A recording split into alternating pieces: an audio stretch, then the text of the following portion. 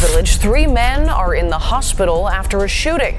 This happened around 3 this afternoon near 31st and St. Louis. They saying happened is insane, but it seemed like the internet and already got this already figured out. You don't know what I'm talking about? They said they sliding for Zoo right now. Her charges are filed nearly 7 years after a man allegedly opened fire on a barbecue party in Bronzeville. 6 more people were wounded. Chicago police say Antonio Dickerson of Alsip was arrested Tuesday at his home in So paint your dreads red, don't cry. On car, get wild. I need 20 for 1. The streets of Chicago feel heavier tonight. The air is tense, and the city is not grieving quietly. THF Zoo is gone, and instead of candles and tears, there is anger, movement, and revenge. Within hours of the news breaking, violence spread fast. Social media filled with reports of retaliation, and the streets began speaking for themselves. According to what people are saying, Zoo's Circle is not waiting for police action. They believe justice will come from their own hands. More lives are being lost, and the situation shows no signs of slowing down. To understand why everything feels so explosive right now, we have to go back to the beginning. They're trying to act like it's a prophecy that Bayzoo wanted fulfilled. What's that prophecy? Oh, Bayzoo said, bruh, when they put me in the ground, which he's basically saying he knew it was coming, he seen it coming. When they put me in the ground, I need 20 bodies. It all started the moment THF Zoo took his final breath. Known in his neighborhood as Bayzoo, he was more than just another street name. He was connected to powerful figures and respected by many. He moved alongside well-known artists like Lil Durk and the late King Von, names that hold serious weight far beyond Chicago's borders. His life came to a violent end on October 25, 2025, around 3 p.m. on the 3100 block of South St. Louis Avenue. 3 men were standing in a parking lot when everything changed in seconds.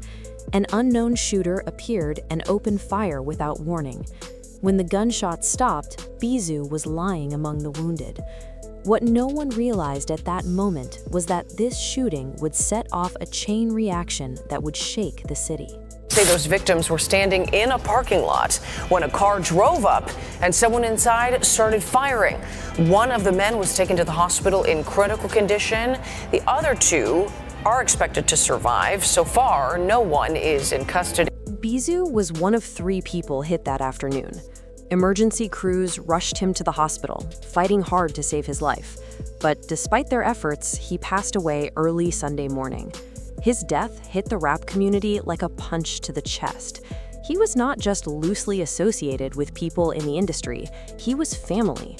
Bayzoo was signed to Lil Durk's label, Only the Family, which made the loss feel even more personal. As the news spread, messages of pain and heartbreak poured in. Artist Duty Low shared emotional words, calling Bayzoo his brother and expressing how much he meant to him.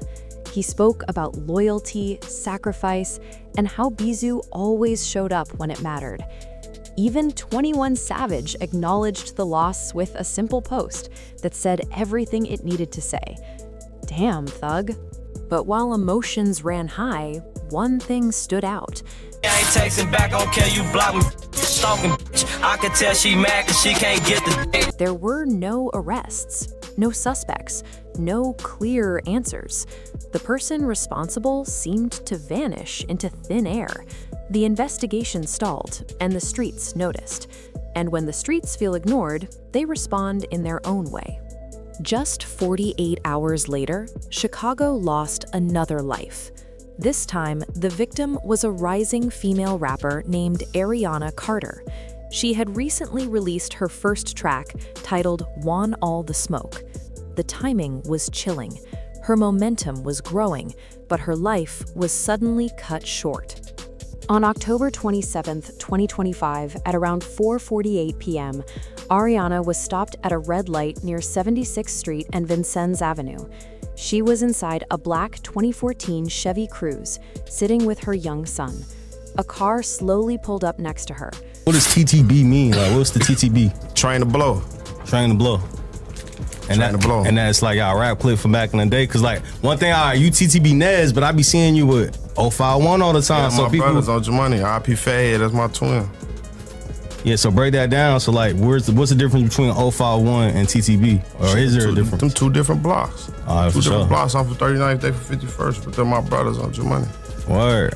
And what does 757 mean for everybody who don't know? I know, it's just the letters of it's the last numbers of the hood, like the streets I grew up on, 37, 27, 35. What happened next was pure horror. Gunfire shattered the windows, sending bullets ripping through the vehicle. Ariana never had a chance to react. When police arrived, she was slumped over in the driver's seat, suffering from multiple gunshot wounds.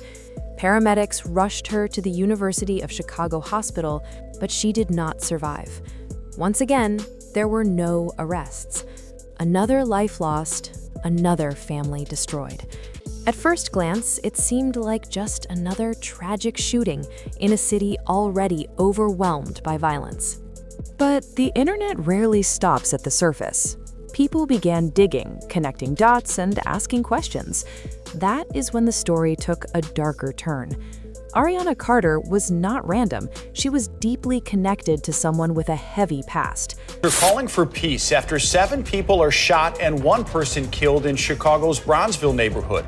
The multiple shooting happened last night at 37th Place in Michigan, just blocks from Chicago Police headquarters. Eyewitness News reporter Evelyn Holmes live at Inglewood, where a basketball tournament is expected to get underway. Evelyn? Yes, well, the Battle of the Blocks is set to get underway this afternoon as violence folks try to stop the violence. They're doing what they can to try to come together to keep neighborhoods safe. Now, the third day of this tournament comes just about a few hours after 7 people are shot on another neighborhood on the south side. The relatives of Alfred Mitchell Jr. say they can't believe he's gone after the 28-year-old father becomes one of 7 people shot on Chicago's south side. He was very friendly, outgoing. You know, he laughed. We spoke about old times and everything. The father of her child was known as 757BA, whose real name is Antonio Dickerson. Antonio once gained attention in Chicago's drill scene. His song, Dirty Stick, went viral and pulled in millions of views on YouTube. He like 33, so I'm down for the trenches, man. They know this. That's how I go. Live by the gun, die by the gun. For sure. I know that already. I ain't ducking shit. Whatever you got coming to you. I swear to God, don't be sad. I heard a lot of y'all that. But my son, I know what's coming to me. Y'all just gotta get there. You ain't just say stop incriminating yourself. I ain't got it. I ain't saying no names. I heard a lot of you bitches. You know that. They know that. I don't know about that. Tell them prove it. Tell them prove it. I know what's coming. Live by the gun, die by the gun. But in Chicago, attention does not only bring praise, it also brings danger. Enemies remember names, faces, and affiliations. Antonio's rise came with a shadow he could never escape. Despite his potential as an artist, his past followed him closely. 7 years earlier, he was at the center of a violent mass shooting in the Bronzeville neighborhood. The charges were severe. So, paint your dreads red, don't cry. On car, get wild. I need 20 for 1, yeah? 1 count of first-degree murder, 6 counts of attempted murder, and 6 counts of aggravated battery involving a firearm. That shooting happened on August 8, 2017, during what should have been a normal summer day. Families were gathered at a neighborhood barbecue, enjoying food and laughter. Suddenly, chaos broke out. Antonio and 2 others opened fire into the crowd. 7 people were hit, and 1 person lost their life. In seconds, a peaceful moment turned into a nightmare. When you sign up for this will come with it. Ladies, and I say this all the time, stop effing with these hood dudes. Not even stop effing with these hood dudes, because telling you stop ain't gonna work. Ladies, if you're messing with a hood dude, you signed up for death. There you go. You signed up for death. You signed up for a dead baby daddy. You signed up for your child to eventually die at the same hands of the streets and the bullets and bullet manufacturers that your baby daddy gonna die of. You signed your baby up to die from that because your baby gotta live up to that name, and you yourself might die as well. The court did not show mercy. Antonio received a 15-year prison sentence. Before his arrest, he had openly discussed his gang ties during an interview with No Jumper. He admitted his affiliation with Arrow 51, a group known in Chicago's street world.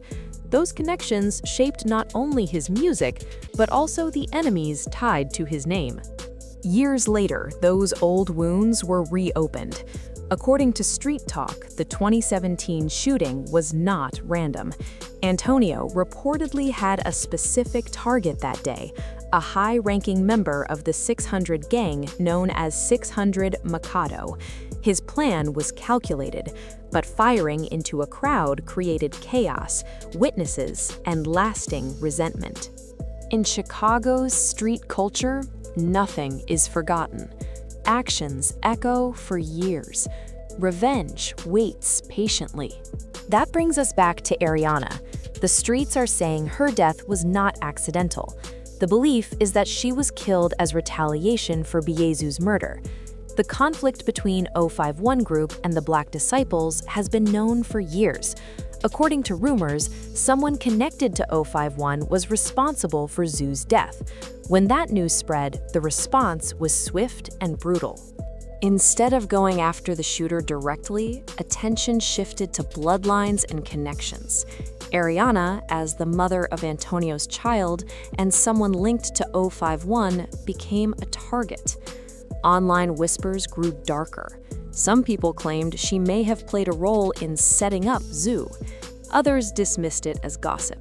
But in the streets, perception often matters more than proof. There was another detail that added fuel to the fire. Bayzoo had once said that if he were ever killed, he wanted 20 bodies in return. No mourning, no memorials, just revenge. And judging by the tension spreading across Chicago, it seems someone is trying to honor that message. Zoo made it clear he did not want tears or candles. His words were simple: "Do not cry for me, get back for me." That idea now feels like a battle cry echoing through the city. Now, people are asking hard questions. Is this community honoring a fallen man's last wish? Or is this just another cycle repeating itself? Zoo wanted 20 in return, and the count has barely started. Some see Ariana as an innocent mother who was caught in a nightmare she did not deserve. Others believe she knew exactly how dangerous this world was. In Chicago's drill culture, closeness can be deadly. Being nearby, being associated, or being linked to the wrong person can cost your life. The streets show little mercy. Bayzoo's death did not end a story. It lit a fuse. Chicago is now watching, waiting, and holding its breath. Social media is glued to every update, every rumor, every name whispered online. Somewhere in the city tonight, another name may already be marked. This story shows how fast loss turns into chaos. One death sparks another, and silence becomes danger. Chicago waits, watching patterns repeat. Justice feels distant, pain feels close, and choices echo loudly. Stay alert, think deeper, and remember, every headline hides real lives forever changed. Nothing here ends quietly. Tonight,